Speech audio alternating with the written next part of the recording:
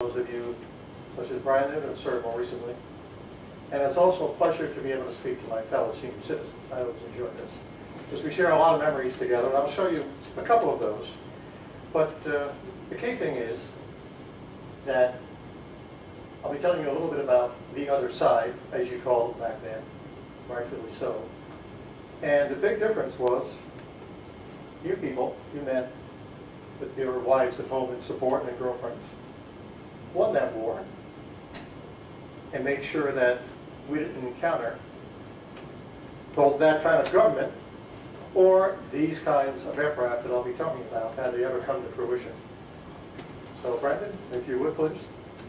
Now I talk about this particular period, 1936 to 1945, Cold War, because this was one of the most dynamic periods in aviation history in a number of countries, including our own, but especially so in Germany, who in 1936 was operating fabric-covered biplanes as first-line fighters.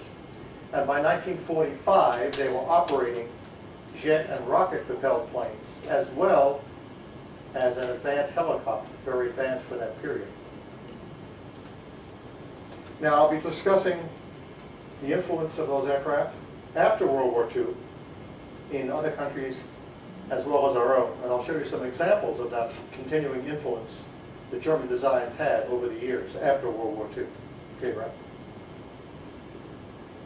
Now, for this presentation, I grouped the information in 5 categories. I'll discuss some jet-powered aircraft, some advanced wing designs, as I call them, some special mission aircraft, and you'll see why I call them that as I go through this. I'll give you just 2 examples of early helicopter development in Germany that was well advanced. I have a completely separate lecture on just the helicopter development in that country. And I'll close with some tips and photographs on large bombers, including a very telling story that comes pretty close to home at the end. Now, in 1936, the German professor Ernst Haenkel began experiments with jet engines, and the result was the HE-178, shown at the top photograph. It was the world's first jet-powered aircraft. It first flew in August of 1939. To give you an idea of the engine, that's it sitting in the lower photograph on a rack, and its small size is apparent next to the man standing next to that rack. It was only about 3 feet in diameter, about 15 inches thick, supplied about 1,000 horsepower. Now, unfortunately for Haenkel, since he was competing with Messerschmitt and BMW for jet engine and aircraft development, the German air ministry considered him purely a developer of bombers, so they negated any future work on his part on jet aircraft. So as a result, the contracts for the development of the jet engines, then trying to be developed, and the airplanes went to BMW and Junkers. Messerschmitt got the development contract for the airplane part of it. And the result is a well-known Messerschmitt 262. Now, I show this series of engineering drawings for a specific reason. The upper one is the first prototype, and it actually ran with only a propeller engine in the nose. That was to test the airframe. The middle 2, the front view you see in the top view, was the aircraft with the first BMW engines installed. Now, fortunately for the test pilot, they did not take out that propeller engine in the nose. Fortunate because on the very first flight, both of those BMW engines flamed out shortly after takeoff. The pilot managed to land the plane using just that propeller-driven engine in the nose. Finally, those BMW engines were removed, sent back to the factory for further rework, and the first Junkers engines were installed. And that's the view you see in the bottom view, the side view, marked V1 1943. That was actually the first model that ran on jet power alone. Okay. Now, this is a photograph of that third prototype and the first to run just with jet engine power.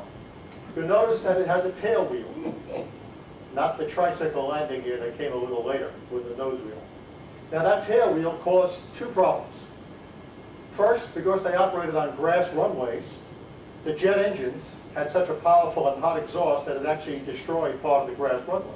So they had to transfer testing to a concrete runway. And then, because of the way it's set with that angle, the flow around the engines and wings caused the tail to be ineffective. So they couldn't get the tail up to fly. Well, one of the engineers suggested to the first test pilot that as he rolled the airplane down the runway, it got to takeoff speed, he hit his brakes to push the nose down and raise the tail. It was an odd way to do it, but it worked. So after 7 successful test flights, the company test pilot turned it over to a test center pilot from the Air Force. Not too good an idea. On his very first try at takeoff, that test center pilot tried 3 times to get the nose down and the tail up, couldn't do it, went off into a cornfield, hit a large manure pile with his right wing and ground looped the airplane. And finally, they did go to, well, first let me show you this. This is actually a Junkers engine that was used in a Messerschmitt 262. He's courtesy of the University of Oklahoma, who has this in the basement of their engineering building. And you can clearly see the large intake on the left, and then the compressor section, turbine section, and large exhaust at the rear. Okay.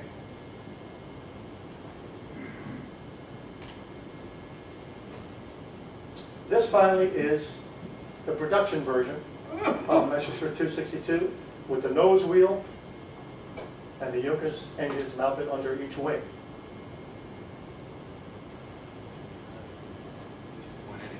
Oh, okay, thank you. We have a matching button. Okay. We go to the next one. Now, to give you an idea of some of the transfer of technology between Germany and Japan during World War II, surprising how similar to the Messerschmitt aircraft the first Japanese jet is, made by Nakajima.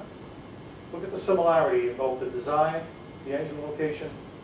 Made its first flight on that date in 1945, just about a month before the war ended.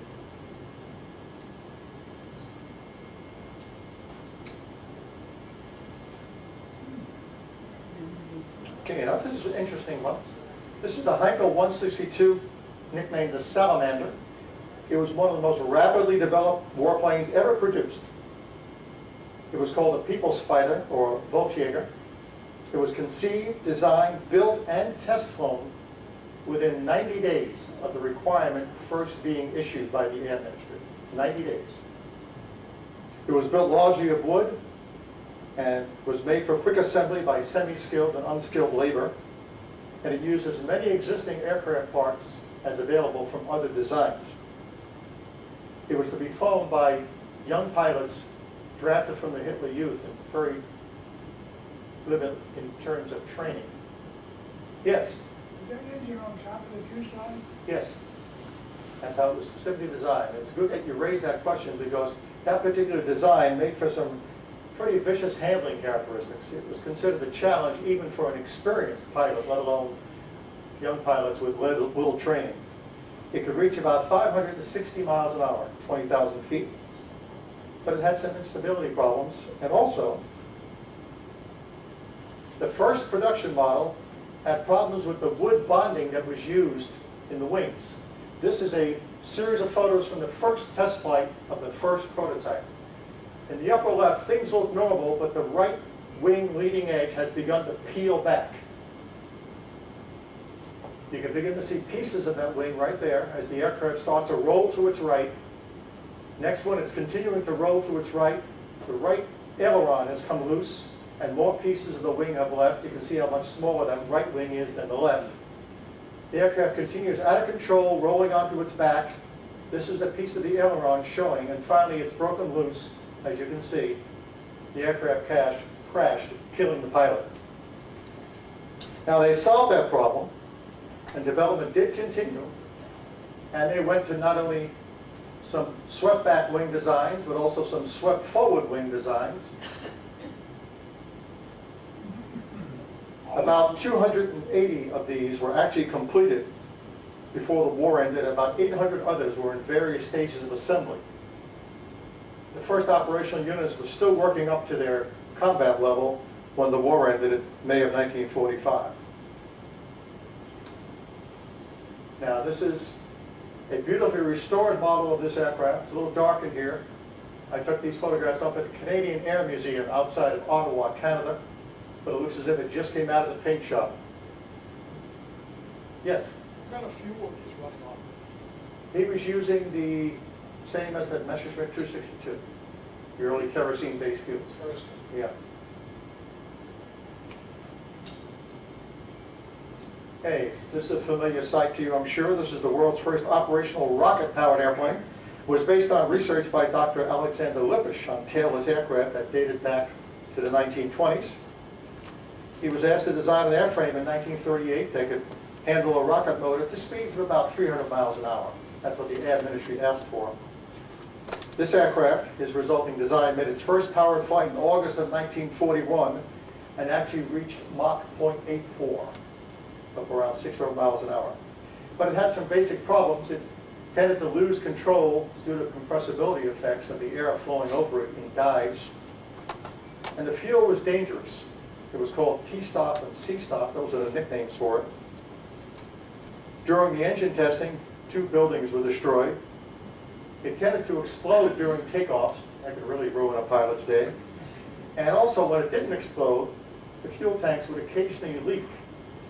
And the fumes from those highly corrosive fuels would tend to make the pilots say they were sitting inside a canister of tear gas. That's what they compared it to. Here are 4 color photos of the Messerschmitt 163. These upper 2 are the aircraft in its actual worn paint condition at the 8th Air Force Museum outside of Savannah, Georgia. This version, in the beautifully finished paint job, is again the Canadian Air Force Museum outside of Ottawa. And this is the actual Volta rocket motor that was used to propel this aircraft. And this photograph was taken at the Champlin Fighter Museum in Mesa, Arizona.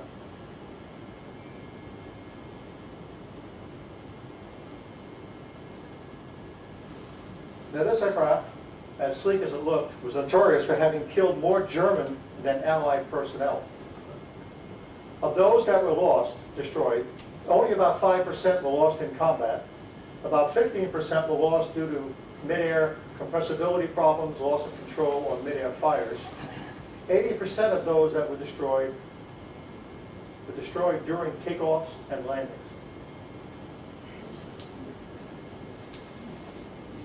Now, after World War II, several British aircraft resulted from Lippisch's design philosophies and research. One is a de Havilland DH-108 Swallows, shown here. You can see it's very similar. In September of 1946, while it was being prepared for an attempt at maximum speed and level flight, it broke up in flight. The chief test pilot of de Havilland was killed. He was Jeffrey de Havilland. He was the designer's son. And you'll see a film clip of this aircraft leaving on its final flight in the tape that I'll be showing you shortly. They believed in England at that time he may have been the first person to exceed the speed of sound. There was no evidence to that. Now in this country, Dr. Lippisch decided to continue his research after World War II. And he developed many aircraft, including the B-58 supersonic bomber, and also the Douglas F-6A Navy fighter that's shown here. It incorporated the high wing sweep with the engines buried in the nacelle next to the fuselage. And you see these features now in aircraft such as the F-15, the F-18, the F-22, X-35, all the new Air Force and Navy combat aircraft. And finally, another aircraft based on his work was the tailless F-7U Cutlass. It operated as a Navy fighter from 1954 to 57. You can see it here on its first test flight during operations. This mess of wires you see here is the launch cable that they used in those old carriers at that time. And in the Navy, we affectionately knew it as the buttless cutlass.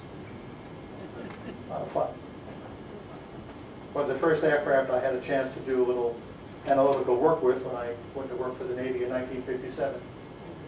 Now, back in Germany, the Horten brothers, Reimer and Walter, they were firm believers in an all-wing airplane. They began by building all-wing sailplanes in the early 1930s. And this is a photo of their second powered all-wing prototype. It was made primarily of wood, had two piston engines with two bladed propellers. You can see those here and here. It had two cockpits. One canopy is there, one there. And this area in the wing of the leading edge from here to about here was clear plastic for pilot visibility. Wingspan was about 65 to 70 feet. And it became the basis for one of their advanced designs. This is the Horton 9 Flying Wing. It was designed to be a twin-jet, single-seat fighter bomber. It had self-sealing fuel tanks in the inner part of the wing. The outer wing panels were made all of wood. The cockpit was nestled between the engine inlets, right here, two engines. And the pilot had a simple ejection seat, one of the first designed. Made its first flight in February of 1945. It had a projected maximum speed of about 600 miles an hour. Now take a look at this profile and this view. You notice a similarity in ancestry to the United States Air Force B-2 bomber? Not exactly the same, but the history of it is there. That's how far-reaching the influence of this particular design has come. Here's a photograph of that Horton 9 with the outer wings removed. This particular aircraft is in storage at Silver Spring, Maryland. It's part of the Air and Space Museum's collection. And finally, here's a photo of that aircraft being prepared for one of its early flights. Very simple gear, fire extinguisher in case there's a problem on one each side, starter, unit, and this gentleman lying on the wing talking to the pilot was a jet expert who actually started the engines for the pilot.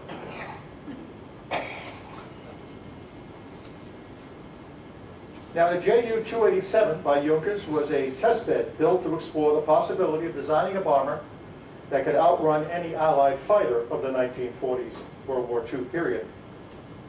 They decided to try to combine the new jet engines being built and used on the Messerschmitt 262 with forward wing sweep to try to get the high-speed performance better. The result was this first prototype with four engines mounted, one under each wing and one on either side of the nose. And they used parts from three different German bombers, as well as the landing gear of an American B-24 Liberator to put together this first aircraft as a test bed. Their later prototypes featured all new designs, and this is a second prototype version. That's what V2 means. And they used two sets of three BMW engines under each wing. You can see it's a very clean design. The third prototype was captured by the Russians and tested there for many years. And Russian research went on.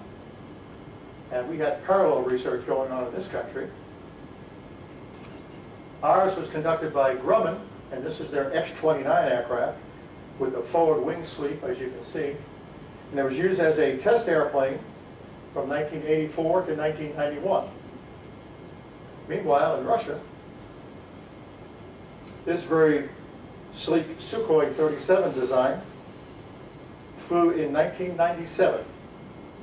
And by May of 2000, it had completed more than 100 test flights, and they were using it to test advanced materials as well as advanced computer software. Back to Germany. Now, unlike most fighters at that time, the Dornier 335 was unique from its conception. It was nicknamed the Arrow. The crews called it the Anteater because of that prolonged nose. It was supposed to be designed to a multi-purpose requirement, also to be a fighter bomber, a two-seat night fighter. They tried to make it do many things. But it was the first production aircraft that had a complicated ejection seat. This is the two-seat version they used for training, is also for testing that ejection seat. The way it worked was, first the pilot in the rear had to manually eject the canopy, basically lift it, get it out of the way. Then he hit the button that started the ejection sequence. What that would do is it would blow off the top rudder and blow off the rear propeller. Then he'd be ejected in his seat. Well, they had some problems with it. A couple of the pilots ended up with broken arms or wrists because of their hands and wrists getting entangled in that canopy when it got out into the airstream. But Germany did place a lot of emphasis on reconnaissance and observation to support their Army and Navy. First proposed in 1940, this is a DFS-228. It was supposed to be a high-altitude, rocket-powered reconnaissance airplane. Again, built extensively of wood. It was supposed to be towed aloft, released at about 33,000 feet, then alternately firing and shutting off the rocket motors in its tail. It was to climb to 75,000 feet. And then when it reached its target area, just glide, use its infrared cameras, and then glide back to Germany in the manner of a sailplane. And it was interesting. They did not land this airplane. When it came back over its home base area, you're going to have to flip that sideways. Start at the top. The other way. Keep going. 90 degrees. Upside down, try again. Bring it down a bit. Yeah, it's close enough. The pilot, no whole nose compartment was supposed to be ejected by the means of compressed air. Then a parachute would deploy. The rear part of the main cockpit would be separated from the pilot's couch. He'd be popped out in the front. His chute would then be deployed. He would land by parachute, and the nose of the section would also land by parachute for reuse later. That was the concept. They never got it to the test production stage, and I think that's a good news for the pilot who may have been the first test victim. Anyway, they were working on a supersonic design when the war ended. Now, this is the first jet reconnaissance craft ever developed. It was a very attractive design built by Arado. It used the new turbojets being tested by BMW and Junkers at that time. It was supposed to be a high-speed reconnaissance aircraft capable of, again, outrunning any Allied fighter. It had twin engines, one under each wing. It used a wheeled undercarriage in the first prototypes for takeoff, and that would be dropped off. You'll see some very vivid film of that. And then it would land on this skid, which is mounted underneath the fuselage. Made for some rather interesting landings that you'll see also. There were problems in the engine development until 1943. The first prototype didn't fly until 1943, June of that year. It was operational in October of 1944, and it was the last German aircraft type to fly over England in April 1945. Now, these were more advanced designs, 4-engine versions. These were individual engines, individual pods with skid, or twin-mounted engines and 2 pods with wheels. They did come out with a wheeled version later. They were particularly efficient designs, so much so that one of them, the C version, don't rush. The C version on the right actually reached 650 miles an hour during one of its test flights. And when it was captured after the war by the Russians, they used it as the basis for at least 5 of their medium bomber and reconnaissance aircraft designs. Now, one operational concept for that C version was to have it tow or carry a flying bomb, the V-1 as we knew it. And the towed version was actually tested in early 1945, which led to another interesting and unorthodox aircraft ever proposed. At the top is the V-1 that was used against England, 1944 and 45. Below is a proposed manned version of the V-1 that was used as a, I'll call it, semi-suicide aircraft. You can see where the location is of the cockpit.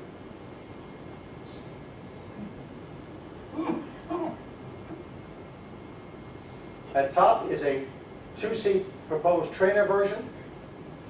And in the single-seat trainer version, there was a famous woman aviator, Hannah Reich. She was well known in Germany as well as the world. She actually survived a crash during a test flight of the unmanned version when sand ballast that was being used to simulate a warhead in the nose shifted. The skid was still on the second intended test version. The operational version, version 4, is shown in these three views. Now the concept, hold on, the operational concept was that it would be carried aloft by a carrier bomber under the wing. When it was released, it was to fly to the proposed target area. The pilot was to put the aircraft in about 15 to 20 degree dive and then eject to let the aircraft go on to its target. Now, given the location of that cockpit and its smallness right in front of the intake of the engine, given the aerodynamics of that vehicle in a dive, it was estimated even by the Germans then that the probability of success of the pilot might have been about 100 to 1 probability. Fortunately, the program ended, even though about 175 of these were actually built, but it was never used. That was good news for the pilots as well. Here's a photograph of a Heinkel 111 bomber carrying one of those aircraft, manned ones, under the nose, under the wing rather, of that bomber. Give you an idea of how it was planned to be taken into combat. And then finally, this is a photograph of one of those taken in Antwerp in July 1945 after the war ended. You can see the small cockpit cover, the location right in front of the engine intake. And in this one, the nose, warhead, and fuse has been removed. But that would have been a challenge for any pilot. Now, by the spring of 1944, the daylight bombing by the U.S. Air Force was such a problem against German industry that the Air Ministry in Germany was looking for any means to try to counter those bombers. One idea that was proposed initially in 1939 by Werner von Braun, and it was considered too radical at that time, was a rocket-powered, vertically launched aircraft to be an interceptor against those bombers. In 1944, Erich Bachmann came up with this design. Work started in August of 1944 with the highest priority, and 50 were built in 3 months. The entire airframe was made of wood. Metal was used only for the control rods, the hinges, and any load-bearing points. It was to be launched from a near-vertical 80-foot ramp and use the same fuels as the Messerschmitt 163 rocket plane, plus solid rocket boosters on the side to aid it in takeoff, and they would drop off after takeoff. It was expected to reach operational altitude up to 30,000 feet within about 2 to 3 minutes. And when it got to within reasonable distance of the American bomber formations, the idea was to pop off the nose cone you see here and fire these 24 unguided rockets en masse at the bomber formation to try to get them to spread out a bit to make them a little easier for the Messerschmitt and Focke-Wulf fighters to get at them.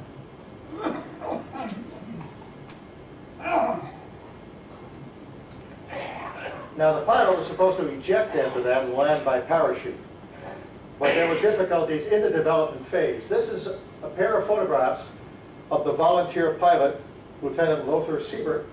Here he is climbing into the cockpit of the first test prototype. In here you can see here's the aircraft on that launch ramp. Very simple support crew. 2 people here, the fuel truck. He did get a successful launch, but the aircraft climbed to about 4,100 feet, at which point the canopy detached. This is a launch of that first flight, just after takeoff from that ramp. The canopy detached, the aircraft went on up a little bit further and then nosed over and crashed, killing Lieutenant Siebert. They determined that the cockpit canopy had not been firmly attached prior to his takeoff. They did have some successful manned flights afterwards, but it was never used against the U.S. bomber formations.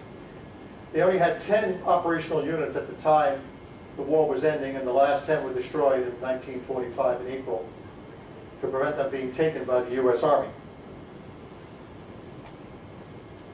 Now, I'll show just 2 helicopter developments in Germany during this period, although there were many more.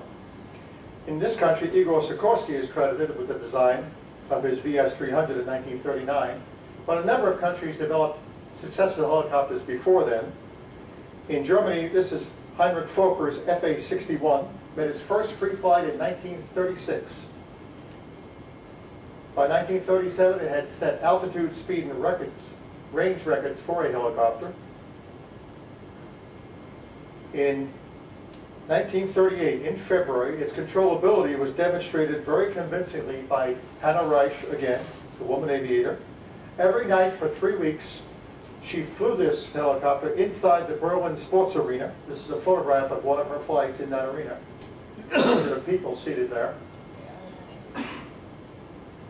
The power was so marginal on this aircraft that after she started her flights, the arena people had to open the arena doors periodically to air it, because the crowd, by breathing, consumed enough oxygen to reduce the power of her engine a little bit. That's how marginal it was. But she was successful for 3 weeks, and you'll see a brief clip of her flying this aircraft in the video that I'll show you shortly. A second helicopter type was built by Anton Flettner, his 282 Colibri, or Hummingbird. It was a very sleek design, as you can see. First flew in May of 1939. It became operational, I repeat, operational with the German Navy in 1942. It flew anti-submarine patrol in the Baltic, Aegean, and Mediterranean seas, also reconnaissance. And it was flown from platforms that were built on top of gun turrets of the escorting destroyers and light cruisers. This is a photograph of Anton Flettner in the early 1940s with a row of his helicopters, operational units. That's how advanced this particular one was. Now, it had a particular interesting design. This is a semi-enclosed plexiglass nose version of that with the 2-pilot seat forward. It had 2-bladed rotors, and the rotor shafts that drove the power from the transmission were canted at an 11-degree angle. And the rotors intermeshed like an old-fashioned egg beater. Think of it as that, the old-fashioned egg beater my grandmother used to use. And that technology continues today. This is the Command K-Max, built by Command Corporation in Connecticut. There's the 2-bladed propellers. There's the 11-degree offset rotor shafts. And this aircraft of Command can be operated either by a pilot or as an unmanned aircraft. 60 years after Flettner's initial designs, his technology is still in evidence. Finally, I'll close with the large bombers end of the spectrum. This is a Messerschmitt 264. It was similar to the American Boeing B-29. It was a bit smaller. It was their first attempt to build an America bomber, as they called it, to try to bomb the East Coast cities of the United States. They only built 3 prototypes of that, and they went on to further developments. Here were some interesting concepts that were never built, but they were on the drawing board when the war ended. The aircraft concepts were by Messerschmitt, and Daimler-Benz was the overall project manager, basically. They intended several types. This was a 4-engine, above-the-wing design with a huge hawk-like landing gear hanging down in fixed position. It was to carry under its belly a twin-engine jet light bomber. It was to fly out as a unit together and then release the bomber halfway to the target for it to continue its mission. Then they came up with a sort of a gull-wing design, again with a huge fixed landing gear. And that one was supposed to carry either a twin-jet aircraft, light bomber, or again, some of those manned rocket-powered aircraft I showed you earlier. And to give you an idea of how far they went, this was actually the designer's models of those gull-wing with the twin jet, in this case a single jet mounted above the fuselage design. They used various designs with this as ideas. And 2 of those small rocket-powered manned aircraft. Now take a look at this particular design. Make note of it in terms of the shape, the location of these second aircraft underneath. Recognize this? This is Burt Rutan's White Knightman that flew out in California a number of years ago. The basic concept is there. The slight gull wing design, the landing gear on the outer pods, the main aircraft has to be separated, launched, and flown mounted under the center of the fuselage. Interesting that the concept's very similar to what was developed in Germany 60 years ago. And interestingly enough, in this book I read that was mentioned earlier, 2 German pilots are talking about, after Germany wins the war, they like to be commercial airline pilots flying Lufthansa to South America, because that's an exciting place to fly to. And they talked about aircraft that were then being developed. And that's what perked my interest in the whole subject, even though my background was aeronautical engineering. And it led me into what's been 10 years now of developing this program and giving it around the country. Anyway, some of the aircraft they were talking about to be developed by Germany as commercial aircraft after World War II started with the Junkers 390. I'll add as an aside, it's interesting that during the middle of a war, they were still designing and thinking of commercial airplanes, which meant they had to dedicate engineers and designers to doing the early work. They couldn't work on the military designs then. Anyway, the commercial version of the 390 was to have 6 engines, a range of 5,000 miles, a crew of 5, carry only 48 passengers. Doesn't sound too economical. Heinkel, by contrast, said, I'll have a foreign engine airplane, but 100 passengers. Focke-Wulf said, I'll build my 300, 4 engines, advanced ones. I'm going to pressurize the entire cabin, have all the passengers in individual cabins. Now this is getting to be really first class. And Dornier, with their flying boat, said, I'm going to have a crew of 12.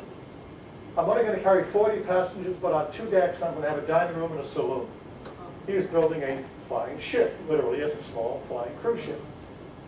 Those are some of the designs, but this point I want to get to is with the last one. And this is my last slide. This is a 3-view of the proposed Junkers 390 aircraft, the large bomber.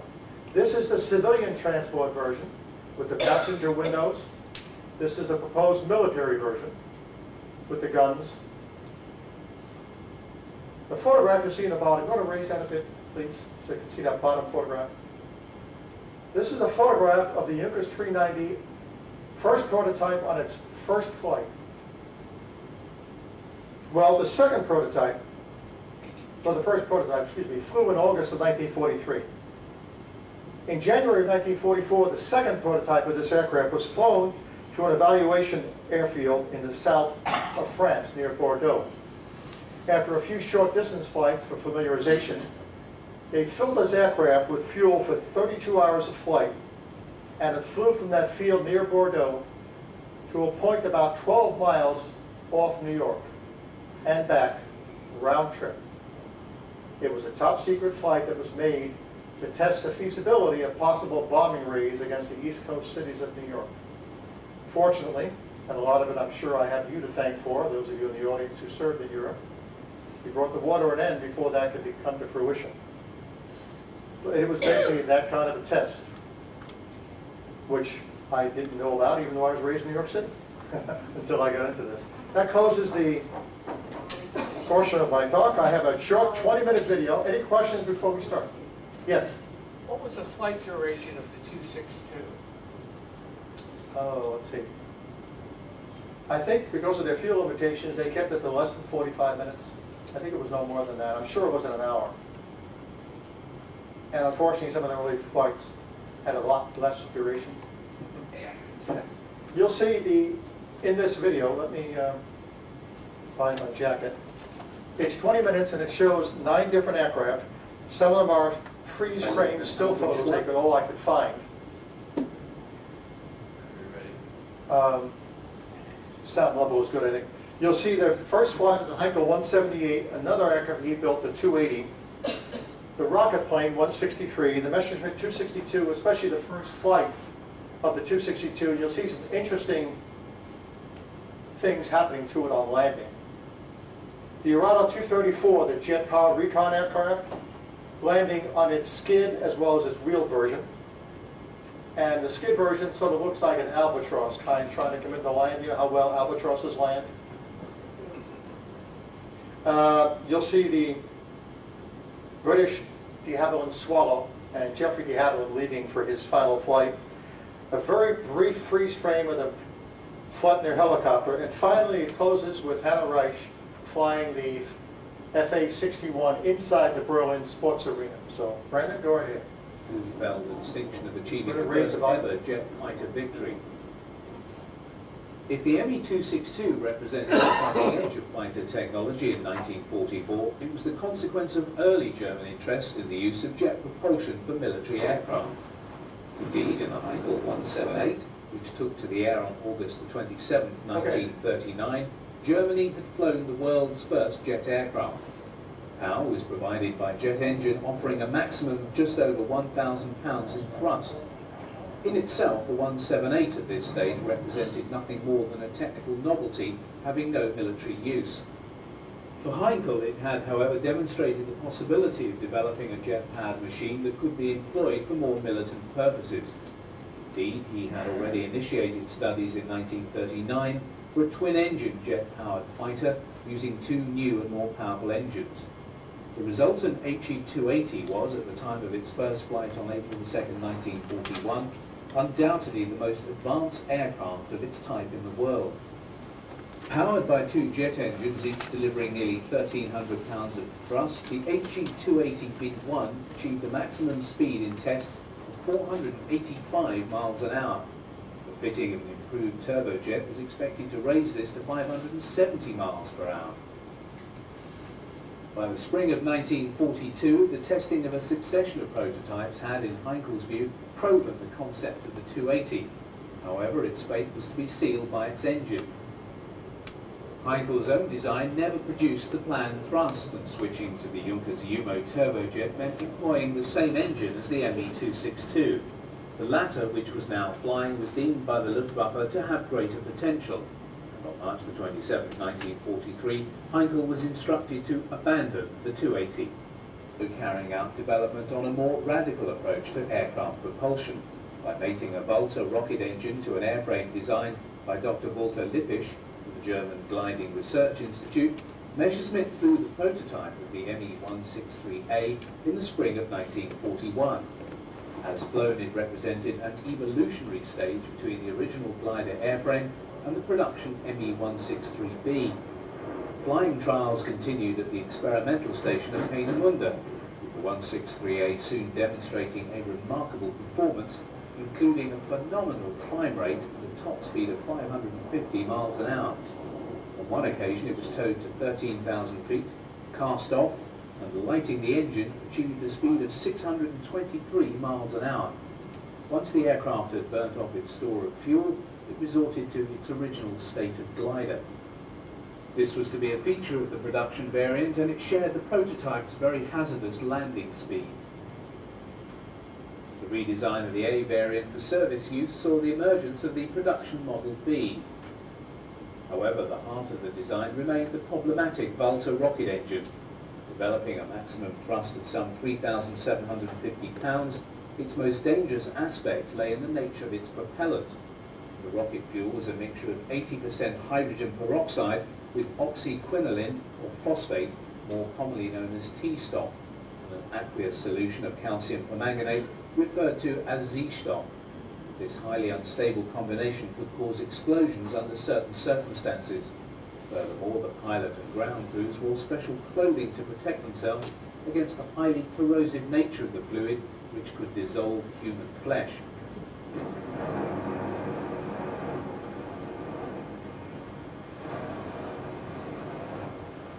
When tested on the ground, the engine was often cooled by water.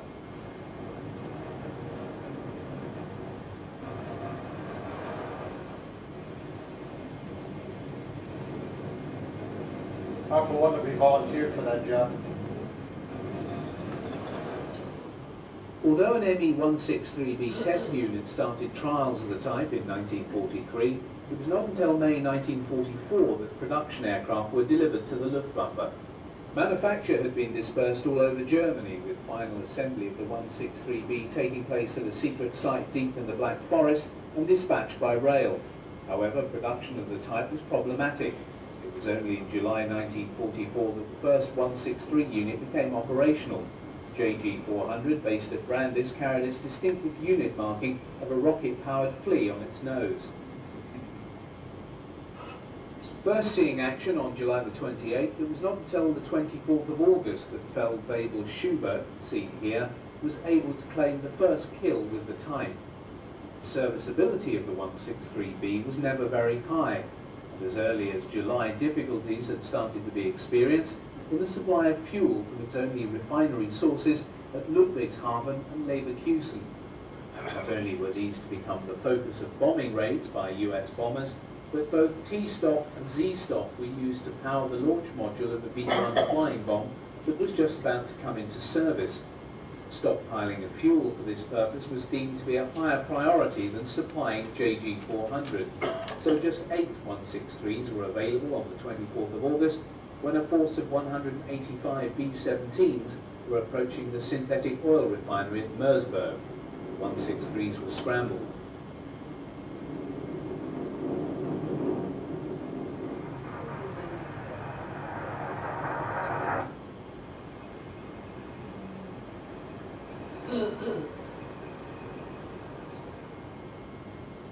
The approach and landing on the airfield was made at very high speed. A small skid extending from the bottom of the fuselage did not provide a satisfactory method of landing. Many pilots were injured and killed when they came to grief at this stage of their flight. The proposed improved ME-263 was provided with a proper undercarriage, but did not see operational service before war's end.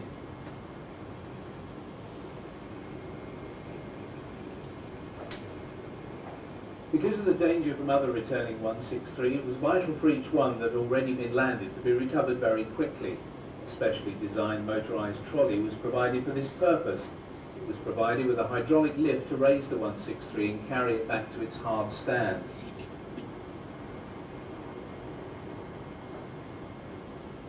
The aircraft was then raised up to enable ground crew to replace the wheeled takeoff dolly and so ready the Comet, as the type was now officially named, for its next sortie. Although much was expected of the 163, especially after the showing of the 24th of August, the hopes for the Comet were to remain unfulfilled. Indeed, the 4 B-17 shot down on that date marked the type's only aerial victories. Following the US bombing raid on the T and Z-Stoff refineries in September, the only fuel produced thereafter was diverted to service the V-1 programs. The 163s of JG400 were left to stand forlorn and unemployed on the hard stand at Brandis, deprived of the fuel that could have enabled them to fight. However, the 163 was the most radical aircraft to see service during the Second World War. Acclaimed by many in Germany and beyond as the most formidable warplane of the Second World War, the ME-262 was to be the great white hope of the Luftwaffe that was never to be fulfilled. Although the first 262 airframe took to the air powered by a piston engine in 1941, it was only in March of the following year that the modified first prototype, fitted with prop and BMW jet engines, flew. With the rollout of the third prototype, the V3, came the first 262 to be fitted with more powerful alternative Junkers Umo jet engines.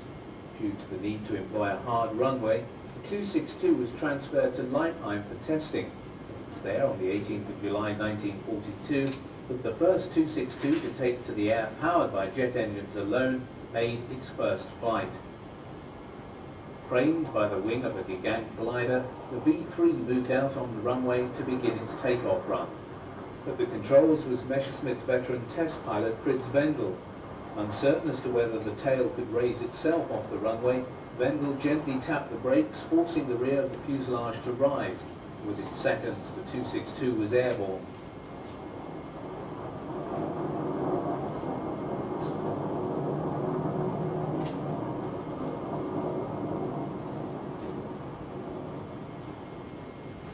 On landing, the aircraft spewed out a lot of smoke, which appeared more dramatic than in reality it was.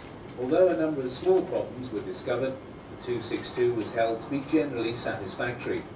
Over the next few months, the wing was modified to give the 262 its characteristic constant sweepback. Prompted by the enthusiastic reports of one of his pilots, Adolf Galland flew the fourth prototype himself in March 1943. His reaction was ecstatic, like I was being pushed by an angel. In consequence, he recommended that all other fighter projects be cancelled and production concentrated on the FW-190 and the Me-262 alone. Galland's wishes in this matter could not be accommodated so easily. In November, following a demonstration, Hitler ordered that not only should the aircraft be given the highest priority, but that it should be built not as a fighter, but as a bomber. Goering had assured him it could be equipped to carry bombs. He also demanded it be available to contest the expected Allied landings in Europe. Messerschmitt was unable, however, to surmount the technical difficulties with both airframe and engine in order to get the 262 in production, either as a fighter or as a bomber in any quantity by June 1944. The latter began to leave the production lines in July and entered service with KG-51, thereafter named Commando Schenk, and first saw action over northwestern France in August 1944. The bomber variant was named Stormbird to distinguish it from the fighter version, which was christened the Swallow. Two 551-pound or a single 1,102-pound bomb could be carried on under fuselage racks, whilst it retained the nose armament of four 30mm cannons. Notwithstanding Hitler's own insistence and the politicking from other persons also demanding that the type be produced as a Blitz bomber, the principal concern of many in the Luftwaffe was to see the 262 in service as a fighter. First deliveries of the Swallow actually preceded those of the bomber variant, with the 262 test detachment, under its first commander Hauptmann Thierfelder, making its first operational sorties in April 1944. With his death, leadership of the detachment was passed by Galland to Major Walter Novotny, the ace of the Eastern Front, after whom the unit now became named. It was a 262 from Commando Novotny that was employed in the making of this training film for new pilots converting to the type. This was very necessary because the 262 required a different approach than when handling a piston engine type, and the technical superiority of the jet did not automatically confer itself on the pilot. Although a high-speed aircraft, it accelerated slowly due to the still temperamental nature of the UMO engines. Throttles had to be opened slowly, otherwise the pilot could find the engine suffering a compressor stall, burnt-out turbines, or total failure. Once in the air, he could not use the plane as just a faster 109 or 190. Dogfighting was not possible in the 262 by virtue of its large turning radius, which meant that a Mustang, Thunderbolt, Spitfire or Tempest could turn inside it. Diving attacks from the rear to gain speed would allow 262 formations to easily penetrate an enemy fighter screen and allow them to hit the big US bombers employing their heavy nose armament.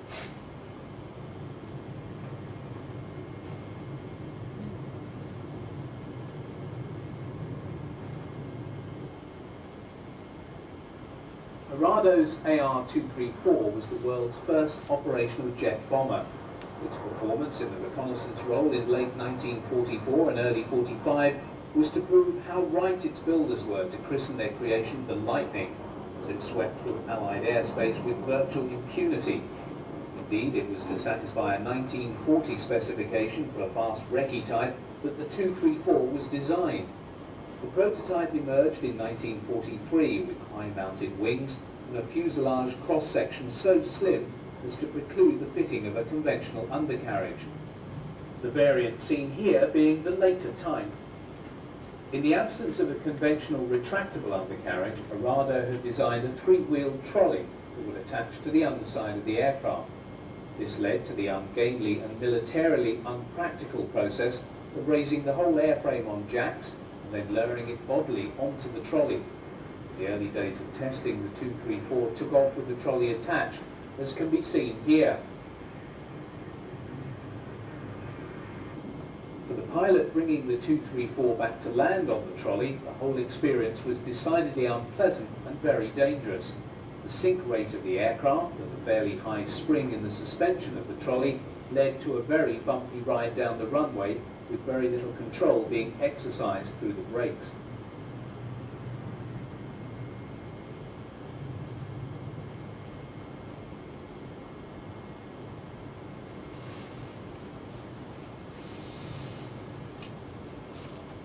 By the end of the runway, the pilot has lost control.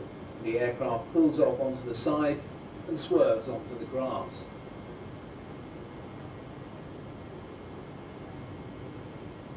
The test aircraft was then flown once again, employing the trolley for takeoff. When takeoff speed was achieved, the pilot jettisoned his undercarriage. This, in turn, released a parachute to break the trolley's forward momentum and to stop it bouncing up and possibly hitting the aircraft in the underside. Trolley takeoffs were also made employing two Valter rocket pods for extra thrust. These gave an additional burst of power for some 30 seconds and allowed the 234 to make a much more rapid climb out, so avoiding any chance of collision on its underside by the trolley. Once in the air, the 234 demonstrates the turn of speed that made it so difficult for Allied fighters to intercept.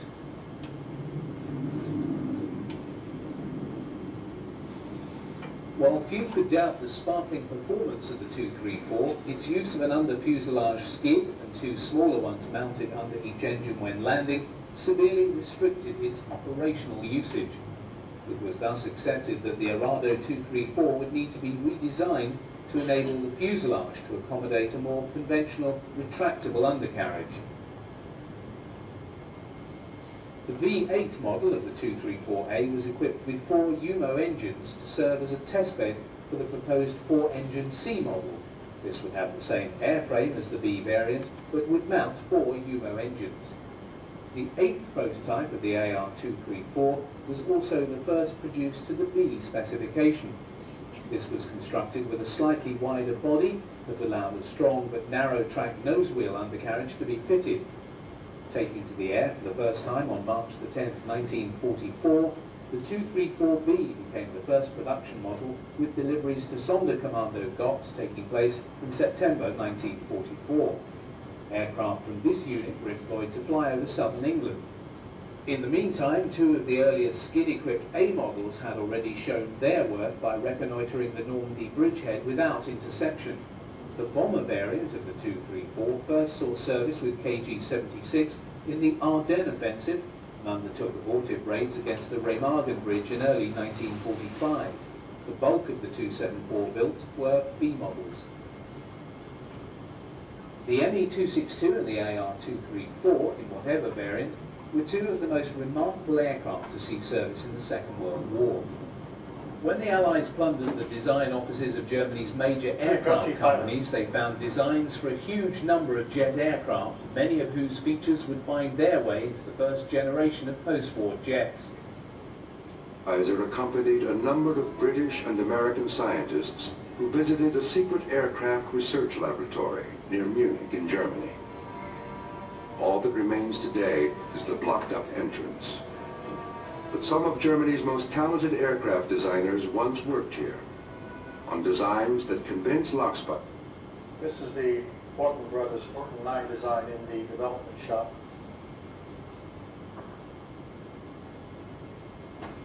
The M52 would never break the sound barrier. No, I had the opportunity. This was a very short film clip similar to the photo I showed you earlier of that first test flight. Of jet fighters. In post-war Britain, captured German technology was incorporated into a vigorous high-speed research program. And this Messerschmitt 163 lookalike, the de Havilland Swallow, took to the air to explore flight at speeds of over 600 miles per hour. On the evening of Friday, September 17, 1946, test pilot Geoffrey de Havilland took the pretty little Swallow for a check flight prior to a world speed record attempt planned for the following day. He was never seen alive again. The Swallow, it was later learned, disintegrated in midair, a victim of the aerodynamic difficulties encountered when the speed of an object approached. is Fletcher's helicopter. It was only a very brief video clip I was able to get.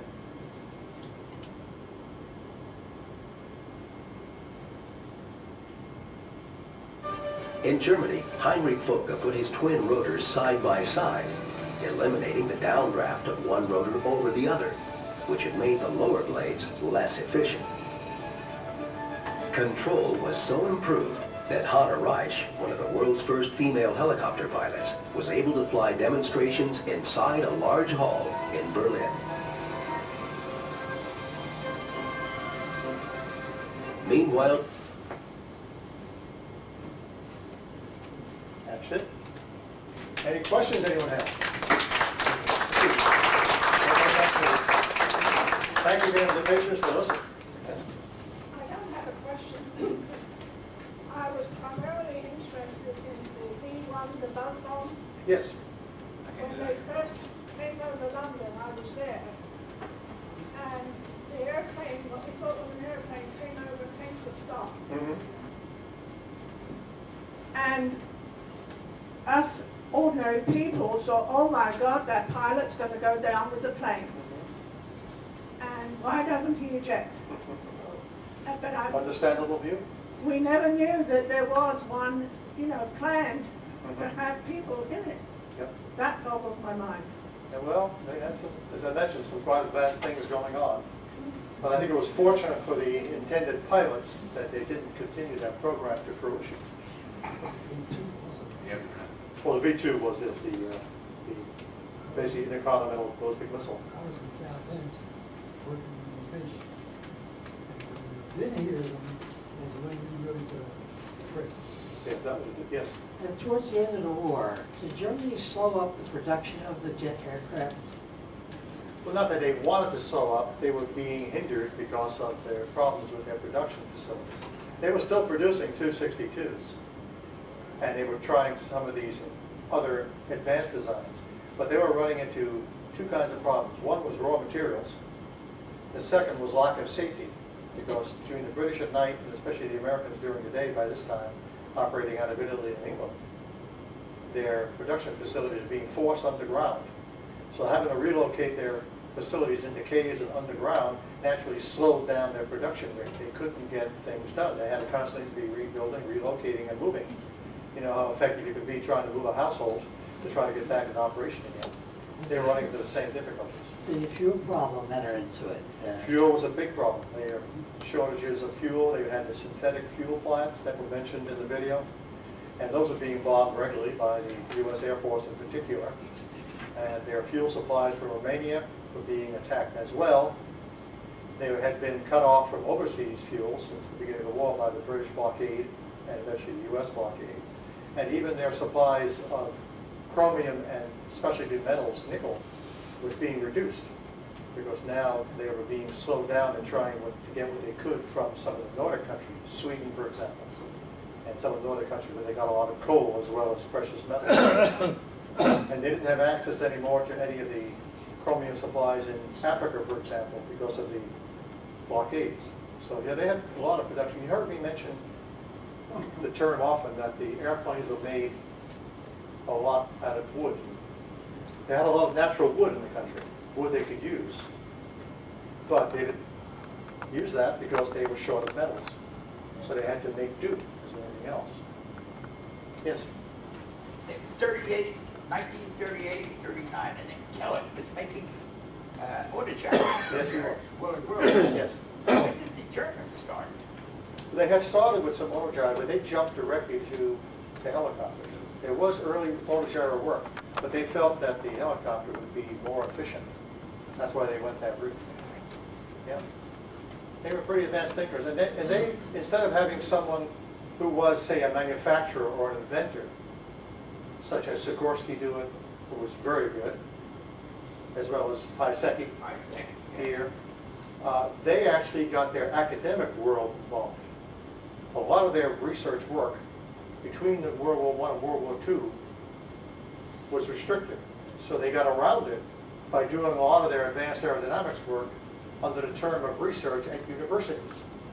So that's why a number of their leading designers who then became part of the production industry got their start in the academic world, because they were instructors, professors, researchers, but in universities. But they drew from that very quietly. A lot of people didn't know about it, in order to be the background of work they needed in research for their aircraft manufacturing. That's how they worked it. Yes? I'd like to believe that we were doing some of that research also here in the States. We were, yes. Oh, yes. This country had a great deal of work going on in research, but we weren't as intent on using our universities as they were. Just as they had glider clubs very heavily during the 1930s in Germany. Well, it was their way of getting around the Versailles Treaty that prevented them from having a lot of pilot training. So they trained their future pilots on gliders. And then when they could get away with it, after 1935-36, they began transitioning those glider pilots to become powered airplane pilots. But they had that core of trained glider pilots already to make the transition. I wasn't old enough to chase girls at that point. Neither was I was 2 years old. You mentioned that one of the German planes used a B-24 bomber landing gear, is that correct? Yeah, it was the... How did they get this? From crash bombers. That's what I thought. Oh, yeah. And they just duplicated it, right? They would actually salvage some. Because some would land and crash, they'd be able to salvage it, and they'd back engineer. Why did they do that? They thought it was that good, the landing gear? Well, they took what was available again. Uh-huh. I have something here I can repair and use, as opposed to having to make a completely new landing gear, or take one from a production airplane I'm trying to get into service. Okay, I have another one. Yes. How did you come across all this information? Plans, and this is all secret at the time. Well, no, not recently. At the time it was. Yeah. Well, part of the background, I read a book, as was mentioned earlier, and that got me researching. And I'm a member of the Aeronautical Society here in the country, the AIAA. So I had some sources there. I went to Silver Spring and also went down to the Air and Space Museum. And by the way, there are at least 2 of these aircraft on display at the new Udvar Center out near Chantilly, Virginia. The Arado reconnaissance aircraft, the reconnaissance jet, they have one on display there. They also have, I forget the other one right now, I'm drawing a blank, having a senior moment, excuse me. Anyway, that was part of it. Then I started digging into books and research, able to get some of that. When I went to different sections of my Aeronautical Society to present this around the country, I would have somebody say, oh, I have something for you, and they'd hand me something. And one of the last ones I had, the gentleman handed me graphs and notes in German, as well as in English, taken by some of the U.S. forces and investigators who went to Germany right after the war ended, part of Operation Paperclip, to try to obtain as much information on German research, especially aerodynamics research. And he gave it to me. And he gave me some of his material. He said, I'm not going to be around a lot more years. You take them. I gave this talk at a location right near Atlantic City. One of the young men in the audience, no more than early 30s, he said, I've been to something that may be of interest to you. He was a dealer at Atlantic City Casino, but his interest was making models of different airplanes, including German airplanes. He said, send me some blank tapes, which I did. He sent me back 4 completely filled VHS videotapes of all kinds of German aircraft filming and development on first flights and stuff. So people just volunteered information to me from different sources over time, as well as my own digging. So just one thing led to another. It's been almost 10 years, so that's why. Yes? Suppose the Axis powers had won World War II, and Germany occupied the East Coast, and Japan occupied the West Coast. Has anybody ever written a book as to what life would be like in the United States under these conditions? I believe someone has done some alternative history kind of things. Michael, I know there's a book that I believe Newt Gingrich was a co-author, in which the German Air Force conducts a raid against the nuclear development site in Oak Ridge, Tennessee. and they staged it through an island in the Caribbean. It's a work of fiction, but Yeah. and it describes the flight path and the kind of planes they used. And that. There has been a lot of fiction here. To have what would happen or fiction of the United States, our government, everything else. Totally different. You could also read one, I'm sure there's another author I've read that is about England having been come under the type of government of Germany after Germany defeated England, and we never got involved in the war. We stayed on the side, and they had, the people in England, how they lived under that kind of rule, basically acting as an occupying power. Fortunately, it didn't happen. But there's a lot of work of fiction out there that you'll find among people who like alternative history. Exactly the point. Any other questions? Did you notice that picture I put up of Anton Fleckner standing in front of his row of helicopters? Did you notice his socks? I wore those to grade school in New York in the 1940s with knickers. Same kind. See, I knew I'd be talking to people who could appreciate our history. Oh, it's a lot of fun. Well, as I mentioned, I have an entire second lecture which is only on helicopter development, including the rescue of Mussolini from his mountaintop fortress. I'll run it through these. Hey, I'm retired. I just have. You know how people get into funny part-time jobs when you're retired? Well.